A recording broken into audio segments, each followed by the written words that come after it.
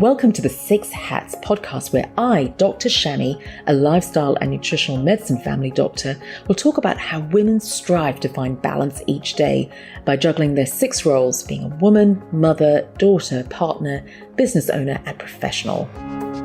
Hello everyone, welcome back to the Six Hats podcast. And today Gaby Tudorin joins us. Now she's actually my personal trainer here in Melbourne. And here's a little bit about Gaby. She's been working in the health and fitness industry for over 12 years now and has 30 years of experience in competitive ballet, dance, cheerleading, and bodybuilding training. So welcome, Gaby. Thank you so much for having me, Dr. Shami. Amazing. So, Gaby, as you may know from my podcast, I love to start with your journey. So I'm always curious about how did you become so passionate of what you do I know you started off in ballet and dance and you went into bodybuilding, but you're also training. What was the journey like? I'll try and keep it short and simple, but basically for me, I've always been in the sort of fitness space. Obviously coming from a dance background, I started dancing at the age of, I think, 4 or 5. So movement has been a big part of my life.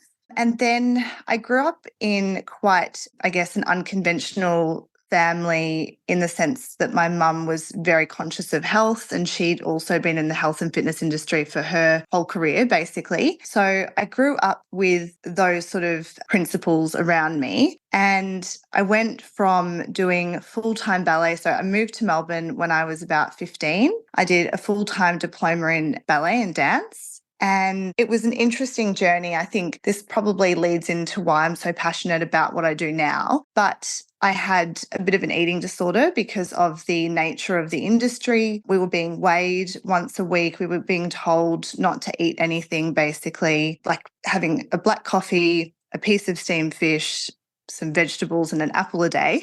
Wow. And yeah, it was really full on, but that was quite normal for that sort of industry and field. And I was quite unwell. And I sort of got through that and just decided I didn't want to move overseas on my own at 15 or 16 to go and pursue dancing, but I also wanted to try and live a normal life. And I felt like that was quite restrictive. And also my health was suffering at the time. So that sort of, is a good bit of context to lead into what I do now. And I basically went from that. I went to uni. I didn't really know what I wanted to do. I actually studied marketing and communications, which is, I don't really use any of those, that degree now. But I sort of, along the way, I did cheerleading as like some form of fitness and competitive sport, as I'd always done, and something else to work through. I started weight training just because it sounds quite silly, but I followed this Instagram influencer. Her name's Sophie Guidolin, and she was competing at the time, which was not as common back then. And I was so fascinated by watching the fact that she was eating so much nourishing and healthy food and talking about high protein, and she was fit and strong, and she sort of encouraged me to go down that path, I guess you could say. Then I had some friends who worked in the health and fitness space, and they're actually quite pivotal here in Melbourne in education now, JPS Fitness. So I worked with them. I decided to do my PT certs as well because I was really interested and passionate and was enjoying the gym. And I sort of just followed on from there. And basically just now, as the years have gone on and I've obviously continued to study and further educate myself and been immersed in it, I just love the fact that hypertrophy training specifically and strength training and weight training and the principles around that are really to encourage women to eat good food, to look after themselves holistically and to be strong and empowered. And that was something that I didn't obviously have in the ballet field that I was in earlier and had that, eating disorder. And so that's why I'm so passionate about it now. And that sort of led me to where I am. Yeah. Yeah, that's amazing. And I loved what you said. I think our values are very similar in terms of holistic principles of health, to be honest, in general. And that's why I love training with you. We chat throughout our training sessions. It's so much fun. But I'd love to just let the audience know, like, my journey to going down the route of weight training and strength training, it was important to me, but it had to come at the right time. And I realized there's certain things I had to do first in my journey, because I noticed my weight can fluctuate. I'm just going to put my hand up. It can fluctuate. And sometimes don't even realize it. And then you suddenly realize, oh, wow, actually, for me, it was my portion sizes suddenly became bigger. I noticed I was much more sedentary. There were few factors that were happening, even though it was a clean diet. And then also the stress response and how that impacts. And then also, I think the biggest thing was the sedentary lifestyle as a GP and not accommodating for exercise in your week. And it was interesting when I reflect back on my own health journey. When I was living in the UK, I used to walk 5 to 6 Ks a day just because I worked in London. So taking the tube and walking everywhere, we just naturally walked a lot. And then working in hospitals, you were walking a lot. And so it was really interesting. I didn't make the switch. I didn't even make that connection until I came here and I go, oh my God, I've actually gained weight. What's going on? And realized how important movement is for my health journey, as well as food, as well as stress, as well as sleep. And it was just a layering effect. And that last piece of my puzzle was to add in weight training, especially as we're aging. And what I loved about working with you, Gaby, is that I wanted it to be fun. I didn't want to have to think. That accountability was there. And so it's there, it's scheduled in my diary, and I see the difference in the sense of that feeling stronger. And that's what I really loved what you said. It is about feeling stronger. And that means mentally you're better, but also it doesn't have to be about body size or body shape when you're doing strength training. And I would love for women to just move away like, oh my God, I need to look at the number on my scales. Or, absolutely, scales, or focus on body shape, but it's actually how you feel, the mental health, more energy, better sleep. But more importantly, what muscle strength does, it mops up your sugar and as a result increases metabolic rate, easier to maintain weight as well.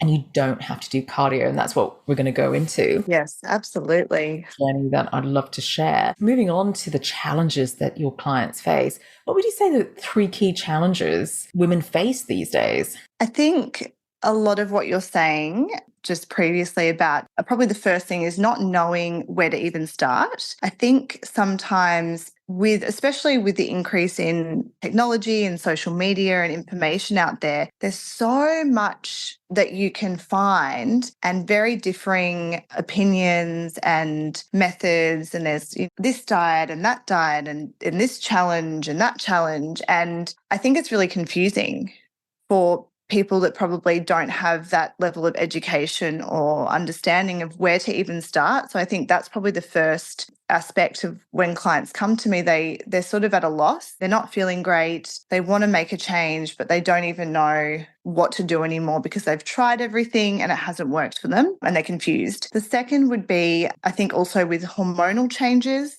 and the struggles of that for women. So whether it's, going through fertility journeys or through menopause, and probably just with aging and how sort of that affects our body composition, but also, as you sort of mentioned, just changes in lifestyle and how that impacts without us even being conscious of it. And I think also like body image is obviously another key factor, but it's interesting. I think that a lot of people sort of come to me with that goal and then they leave or don't leave. They sort of, work with me and they start to realize that there's so much more to it than just the physical outcome and how important the journey is and how important it is to feel good and fit and strong and empowered and healthy in every aspect of your life, because that flows into your work and your relationships, your family and your friends and everything that you do. So they're probably the main reasons why people sort of come to me in the first place, and the challenges I think that a lot of women are facing in particular. I mean, men and women, but in particular women that I work with. Yeah. So would you say that often women might be thinking, okay, how do I lose weight because of scales or clothes, or they want to fit into clothes that they used to wear, a couple of years ago? It's very, very visual. But in absolutely, fact, yes, when you go on this journey, the goals change. It's actually becomes maybe loving the energy, loving the better sleep, loving the strength, even like running up the stairs, or, you've got a long hike and all of a sudden it's not as hard as you thought it would be. And it's that capability, the flexibility. And that's why I love for us to share all the other gains, all the other benefits of strength training. And it's not just about the number, because from my perspective, I see that as well, because often women can come to me quite upset, almost given up on their journey. As you say, the yo-yo dieting, they've tried everything. They're very stressed. They're very upset. They're actually sometimes quite tearful on this weight journey because of the scales, because of the number. And this is where I'd love to go of like what actually happens when it comes to weight. It's just not about eating at all. And That's right. Yeah. And the number on the scales is so fascinating. As a society, we place so much emphasis on that number. And the reality is that it will ever change through our lifetime, and it will change based on many different factors as well. And that's something that I try and educate my clients on, because they come and they're sort of so fixated on a number and the physical outcome, and that's the driving force. But in reality, they think that being a certain number on the scales is going to make them feel better in every other aspect of their life. But it's actually their health is not optimized, and there's other things that are going on that need to be looked at. And as you said, sort of the intrinsic benefits are more key and end up outweighing the number on the scales. And, you know, you think about the scales and it's one of those challenging things, but trying to educate people on the fact that your scale weight can fluctuate so greatly day to day, particularly as a female, based on your menstrual cycle, hormonal fluctuations, if you're dehydrated, if you have eaten a heavy meal out for dinner, if you've had a bit of alcohol, even if you've had like a long haul flight. There's so many factors that play a part in scale weight. And that's why I think it's important not to place as much emphasis on that being the driving force. Spot on, spot on. When women start the journey with you, how do they stay motivated? What do they find is the factors that keep them coming every week? Well, I think particularly if you focus on, say, the coaching as an example, and even with PT as well, I guess, it's what we like to look at is, okay, what are the other benefits that you've noticed within that week when we do a check-in or over multiple weeks? Yes, obviously, the fact is when you are looking after your health holistically, you're getting enough sleep, you're reducing stress, you're eating better food quality, you're training, you're exercising more, and your output is a little bit higher. Obviously, the body composition change will happen as a byproduct. But the other factors that we look at, how's your training going? Has your strength increased? Has it improved? How are you feeling with your training? Are you enjoying it? Are you feeling empowered? All of those things, because, you know, when you're exercising, the happy hormone and the endorphins are released as well. So there's a multitude of benefits that are not just simply the outcome of the physical, but the intrinsic benefits and how it makes people feel. A lot of the time, I see that change so quickly, even probably within 2 to 3 weeks of working with a client, that they're just enjoying routine and they're enjoying getting to the gym and they feel stronger and they feel just like fitter and more energetic and happier as well. And I think those are the things that you can see week to week that really change and make a bigger impact overall. That's amazing. And I'd love to share, just repeat what you've literally said are the benefits of movement. And I normally say to patients, move for mental health and not really for weight loss, because correct.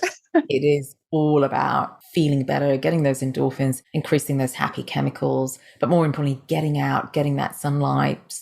We're not designed to stay indoors. And I'd love to just mention here about blue light toxicity. And I know we've had chats about that, about blue light increases cortisol and increases insulin, and that contributes to weight, and how important it is to get off your seat and go and get a break and go and stay, sit in some sunlight and have these regular breaks. And what happens, once sleep is deeper, you actually lose weight. And that means when you get better sleep, your cortisol's the lowest, your insulin's the lowest. That means ketosis, fat burning happens.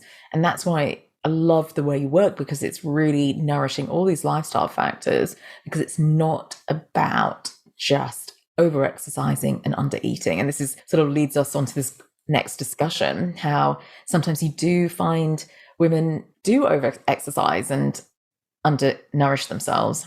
They do, yes. And that's another thing. So it's fine balance because there's overeating and under exercising, which is obviously not greatly beneficial for health outcomes. But then on the other spectrum, there's overtraining and under eating, which is also something I see a lot of. And that is so detrimental to your health in so many ways, but you just so much more at risk of injury and chronic illness and hormonal issues, mood and energy, stress. But the thing that happens is you're not going to actually get any results from that either. And that's where people, I think, really struggle. And I do actually have women that come to me in that scenario where they're at a loss because they're like, well, I'm doing everything that I think is right. You know, I'm exercising every single day. I'm running every day, I'm doing this, I'm doing that.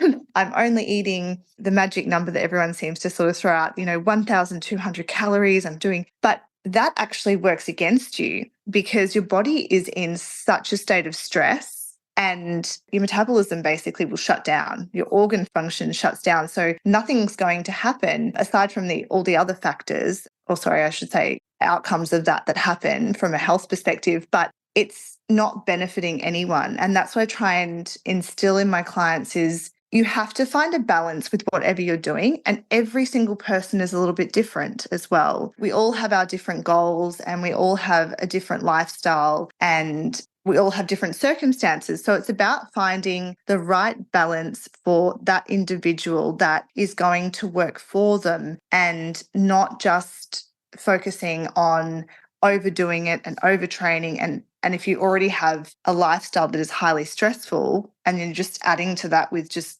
over exercising and doing hours and hours every day and under eating, it's not going to help you get those results. So what do you have to do to manage that better? Still getting your exercise in, but making sure that your lifestyle accommodates for that and is balanced to a certain degree, making sure you're eating enough food, the right sort of food, the right level of protein, and making sure that you're actually nourishing your body and fueling it how it needs to be fueled in order for it to function optimally. I love how you mentioned that. I'm going to go into the background of what happens when someone overexercises and undereats, and I've seen quite a few patients as well. But from your perspective, do they progress on their journey of what they're trying to achieve, or things are holding them back? They often don't. And in fact, it's sort of like a cyclical conundrum because the thing with overtraining and underexercising is it's not sustainable for obvious reasons. And therefore, I often see clients start to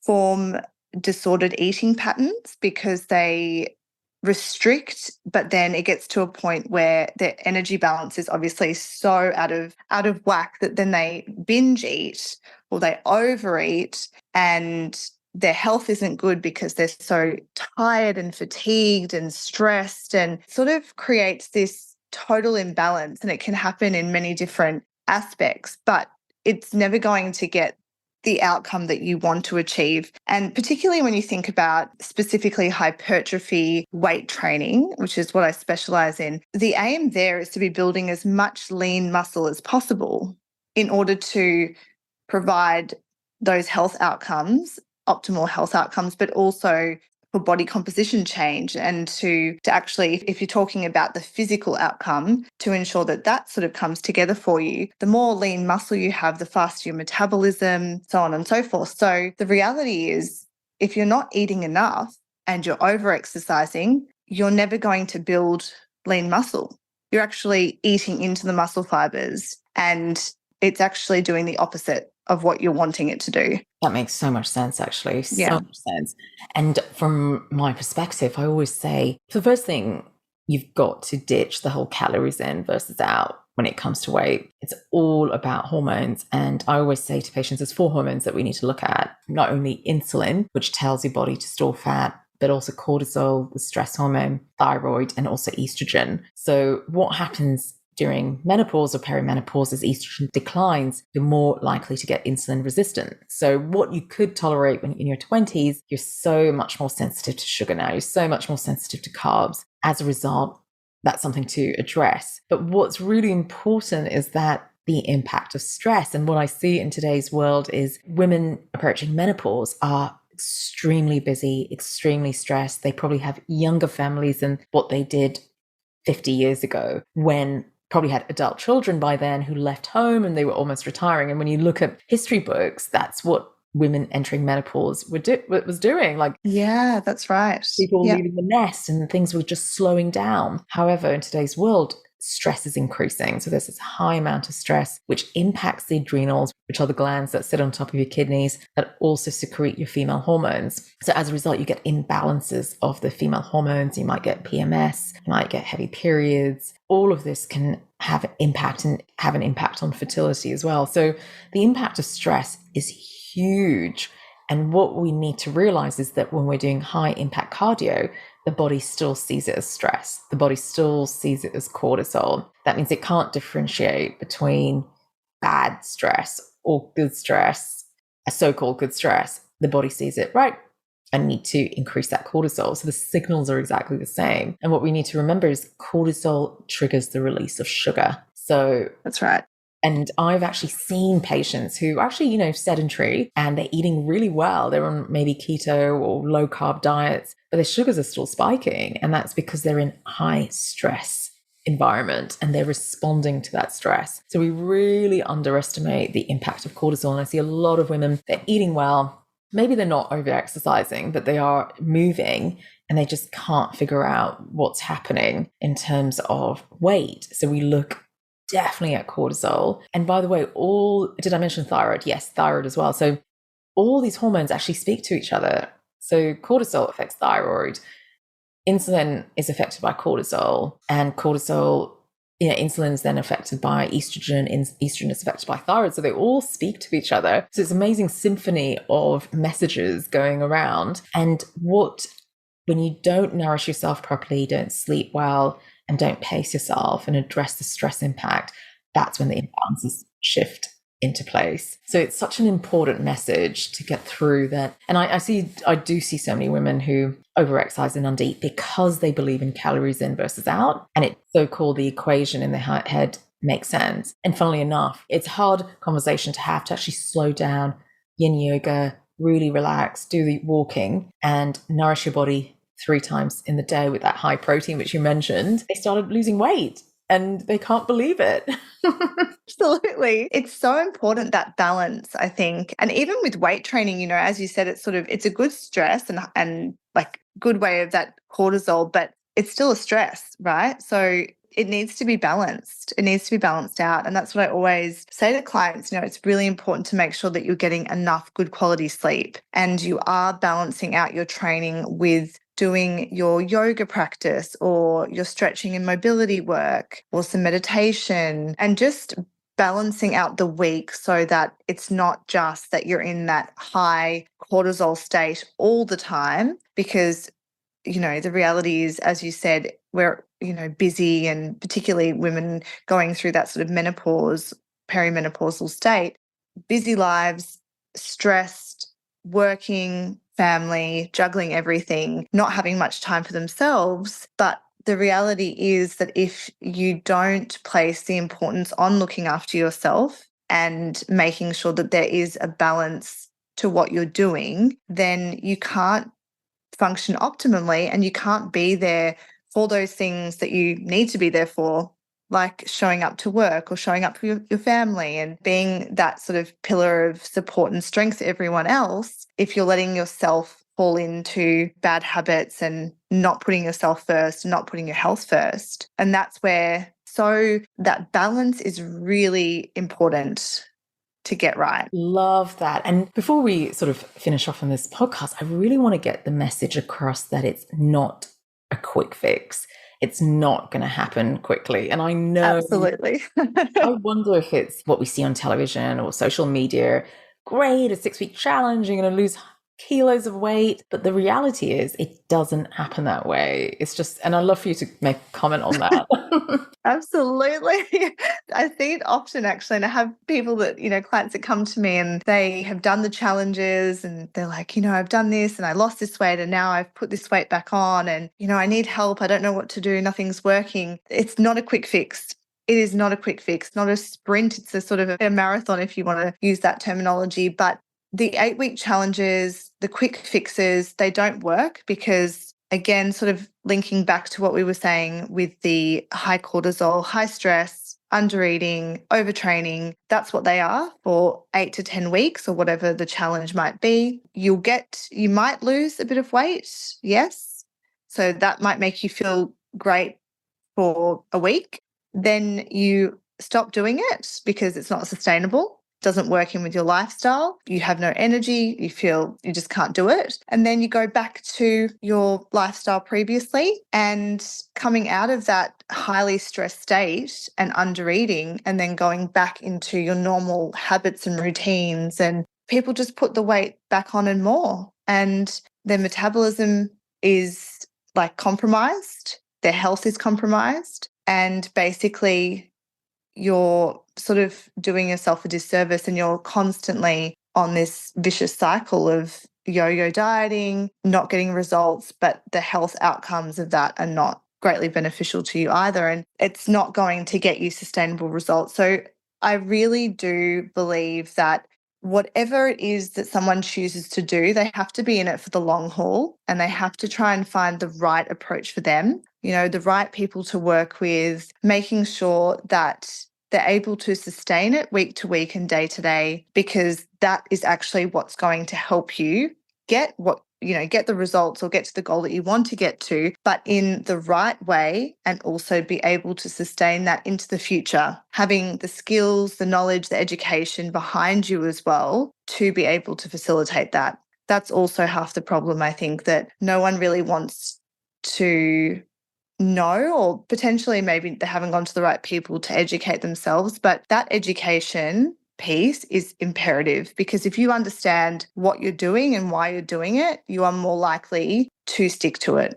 I love it. Love it. Thank you so much for today, Gaby. And before we let you Thanks, go, Dr. Shami. Where can people find you? So I am online. So I do a lot of online coaching these days, but I do PT in person as well in Abbotsford at Train 24/7 at one gym in Port Melbourne. And I'm also in Brighton in my studio here. So yeah. And the website is? It's allegrahealthfitness.com. That's one word. And also on Instagram, I'm Glutes by Gab. Amazing. Thank you so much, Gaby. I think that's going to be so helpful. Amazing messages just to convey. I really, really want women to move away from calories in versus out, and literally that quick fix, and looking absolutely really holistically. Every part of your lifestyle counts, from the way you sleep and how you manage yourself in the day and how active you are and how much sunlight you get. Everything actually counts, and it's not just about food. That's correct. It really is. It's a holistic approach. Amazing. Thank you, Gaby. Thanks, Dr. Shami. Remember that this is general advice only. Please see your healthcare professional for more information. So what's your take-home message today? Remember, it's all about progress and not perfection. And are you suffering from stress? Visit the Usawa Learning Hub on usawa.com.au for more resources on how to de-stress, re-energize, and reclaim your health. Enjoy the journey.